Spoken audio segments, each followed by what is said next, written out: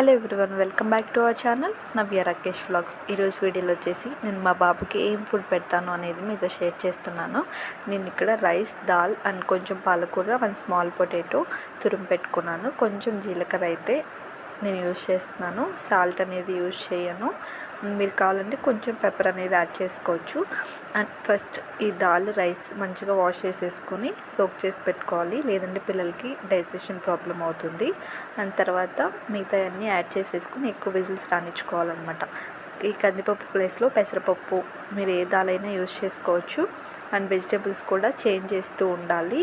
మీకు ఏమైనా కావాలంటే నన్ను కామెంట్ చేయండి, నేను మిగతా వీడియోస్ కూడా షేర్ చేస్తాను.